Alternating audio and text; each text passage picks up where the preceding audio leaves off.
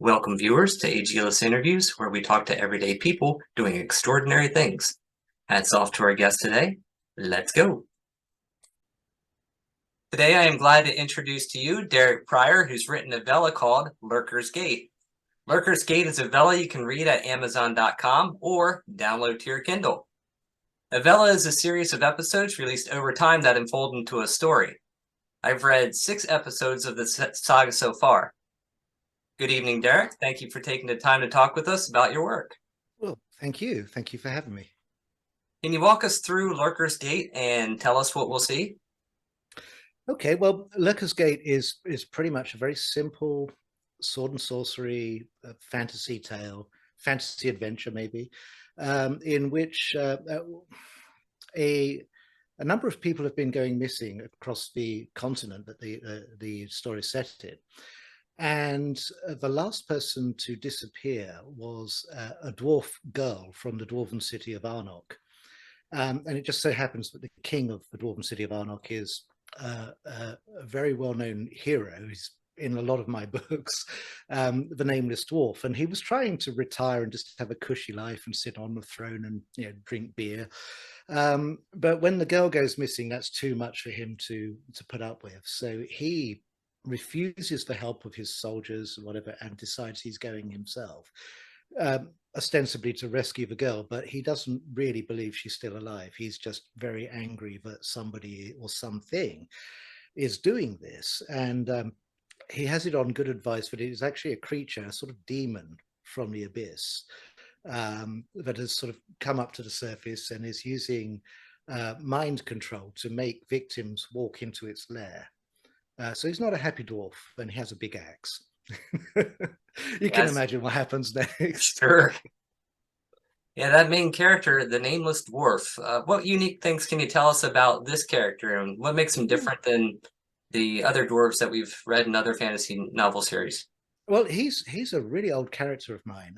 I mean, I've been writing stories about him since 2009, but he started life as a character in the early 1980s in Dungeons and Dragons. And at the time, he had no personality whatsoever.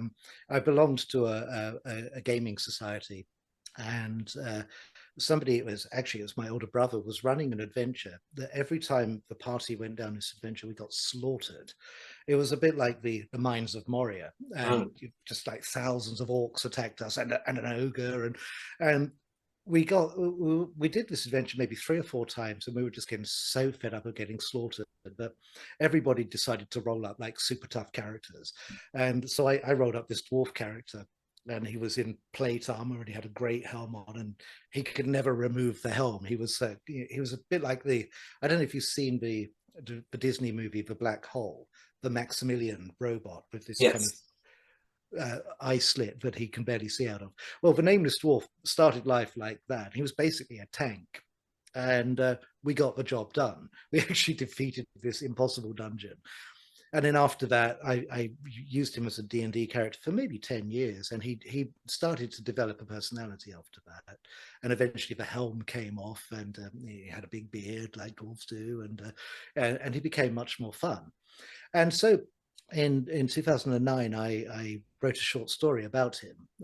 I'd already written some fantasy novels, and he had a cameo role in one of them. And I just thought, well, for fun, I was on holiday at the time, I'll write a Nameless Dwarf short story.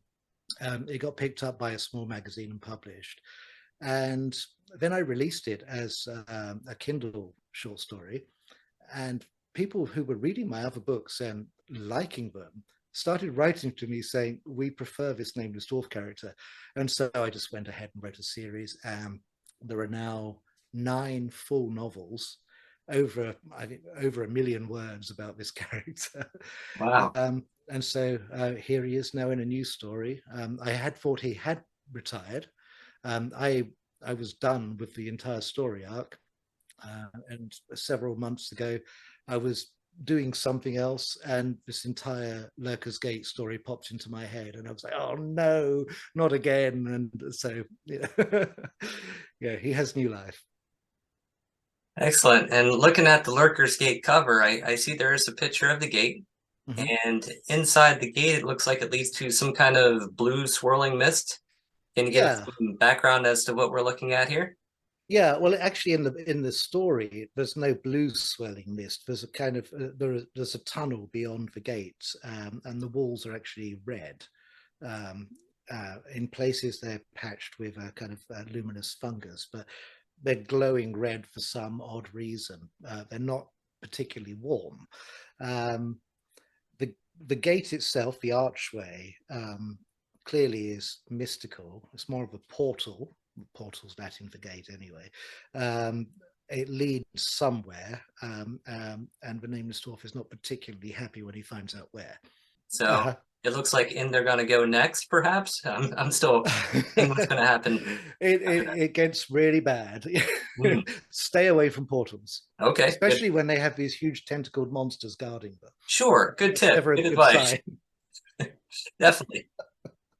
Is there an excerpt from the story that you'd like to read for us? Yeah, sure. I thought maybe we could, if I can find it, maybe we should start with the beginning, Okay. because um, now bearing in mind this happens after 9 novels, so it's written in a way that you don't need to read the 9 novels, but you'll hear a few references that maybe might be confusing. I hope not. Okay. The Nameless Dwarf's breath steamed in the frigid mountain air as he peered through a cleft in the rock wall, convinced he had found the entrance. If he sucked in his gut, he reckoned he should fit through the gap, but the mephitic stench wafting outside was giving him second thoughts. Abednego had warned him not to come. The Fane knew what lurked within, a monster that could project its mind over great distances and command its victims to sleepwalk to its lair. Most had come from towns and settlements in Medryn-Tha, but the latest had been a girl lured from her bed in the dwarven city of Arnoch. Clenching his jaw, he refused the urge to turn about and go home. He should have been snuggled up in bed with Cordy, his queen, or down the palace tavern knocking back a pint of ball breakers. But leave now, and the killings would go on until some other shogger was brave enough or stupid enough to do something about it. A chill wind skirled around him, stinging his face and ruffling his beard. Winter never left the heights of the Farfall Mountains. Every step of his long ascent, he had risked slipping on ice and plummeting thousands of feet below. He'd have felt a shog sight better with the axe of the dwarf lords in hand, but he had lent the mythical weapon to his daughter for her mission to Sahul, on the other side of the world. The replacement, slung over his shoulder, was a hefty double-blader made by none other than Girk Vatash, Arnoch's legendary blacksmith. Its keen edges were forged from ochreous, but when you were used to the best, even a masterwork axe felt below par. Perhaps he should have listened to Abednego and sent a contingent of royal housecarls instead. A king's life was not for risking, the Fane had said at the council meeting, and everyone agreed, save Cordy, who knew Nameless too well. Abednego's last words clung to his mind, gnawing at his resolve. It is my belief we are dealing with the Lurker, a bane of the abyss. This is no mortal foe of flesh and blood. With or without the axe of the dwarf lords, you don't stand a chance. Shock off, Nameless thought, as he breathed in and squeezed into the opening. Abednego might have been a clever little conniver, but he wasn't exactly known for his wisdom. Don't stand a chance. That was like challenging a bear sub to a drinking contest. Bitter cold gave way to dry heat as he entered the gloom on the other side of the cleft. Smoke tickled his nostrils, and he recognized the smell now as brimstone. The darkness within was so thick it was impossible to judge the size of the cavern, though the sound of his breaths rolling away into the distance reminded him of a waste cathedral. Nameless was about to raise his foot for another tentative step when a patch of blackness shuddered in front of him, then slithered away, scraping over rocks as it went. A thunderous belch shook the cavern, causing him to teeter backwards. Flames erupted from somewhere up ahead, revealing the huge maw that spewed them forth. And there it was, the lurker, a seething mass, virtually all mouth, that completely filled the opening at the back of the cavern. And what an opening! He caught a glimpse of an immense arch overgrown with what looked like golden weeds. Beneath the tangled filigree, the massive pillars of the abutments and the wedge-shaped voussoirs that comprised the horseshoe at the top had the colour and consistency of coal. The keystone glinted with mineral deposits arranged either randomly or by design in patterns that suggested letters, though none that he knew. Tentacles, as thick as tree trunks, extended from the lurker's central bulk to latch onto the inside of the arch, holding the monster in place. Charred bones strewed the ground, the disgorged remains of its victims, all apparently human. Before Nameless could locate the skeleton of a dwarf child among them, the firelight flickered and began to go out. Then, with a rattling inhalation, the lurker's maw closed, plunging the cavern back into darkness. Very nice. Great voice for audiobooks, for sure. And I noticed that you do have some audiobooks listed on your author site. Did you do the voicing for all of your audiobooks? No, I only the last two. I've kind of taken over narrating. The first few I did. I just auditioned people on ACX, which is Audible's kind of do-it-yourself platform for audiobooks, and then I've paid for a few productions. But one of the last books I had paid for, there were all sorts of problems with the production and delays, and I had to bring in other people to remaster the audio so that it would actually pass muster with ACX. And it was during that process that the editor suggested that maybe I should record my own stuff, because my background is in acting many years ago, and so I got the equipment, gave it a try, and it's actually worked out really well. I'd say I definitely agree with that. Do you have any advice for other authors who are considering audiobooks? Oh gosh, yeah, don't take advice from me. It's tricky because it's like everything with publishing at the moment, it's a shifting landscape. And when I first commissioned somebody to put out an audiobook, I was surprised at how successful it was. Within the first month, we made a lot of money. It was a Nameless Dwarf audiobook, and I was completely blown away by how much we made. And most of my audiobooks have done pretty well. But last year, ACX Audible, brought out a subscription program, and sales nosedived. And I've yet to see any sales reporting in terms of the subscription program. Authors, narrators are now meant to get paid by how many minutes of audio are being listened to. I've received some money from them, but it doesn't tell me what for. So I'm exploring other options like Findaway Voices, which distributes audiobooks to all sorts of platforms, including Spotify. So it's just, I wouldn't take advice from me yet, because I'm still trying to scope out the new landscape. People want to do their own audiobooks. It takes some time. Get the right equipment. It really helps to have decent microphones, audio interface, and somebody to edit the sound and make sure it's consistent. That's really important. Sounds like good advice.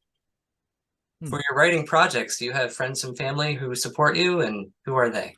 Yeah, well, my wife actually, oh, good grief, going back to maybe 2012. I mean, I was working at the time as a psychiatric nurse. I've been doing that on and off for about 25 years. And she read, we'd been married about a year or so, and she read some of my stuff, and she'd say, if you want, write full time, I will support you financially and until it takes off. And so that's what I did, and got a lot of work done, and did pretty well with it. We bought a house with the proceeds from the Nameless Dwarf books, mainly outright, so that was nice. Yes, very. No. What other professions did you have besides psychiatric nurse? Oh, well, that was the long one. But before that, I used to do some acting, mostly stage acting, and a few very small independent films. I've worked as a lighting technician, sound engineer in the theatre, um, all sorts of odd jobs, really. Oh, and a musician as well. I used to be a performing musician, which is something I've been getting back into the last 6 months or so. All right. Any other hobbies besides writing and music? Yeah. I do a lot of weight training. Obviously I have a profession. I was a personal trainer for several years as well. So weight training mostly. For about 4 years, I was training jujitsu, mixed martial arts, boxing, just in various different gyms in Florida. Excellent. Well, thank you, Derek, for sharing your time and insight with us today. We hope you pick up Lurker's Gate Vella on Amazon.com or Kindle and read the first 3 episodes for free, and then it's only pennies thereafter. You can support your favorite authors by clicking their follow button on their author page. Leave ratings, leave a review, because reviews are like gold. There's a crown button to vote for your weekly favorite Vella. Give them a thumbs up, just as you can click the like button for this video and subscribe. Until next time, blessings be.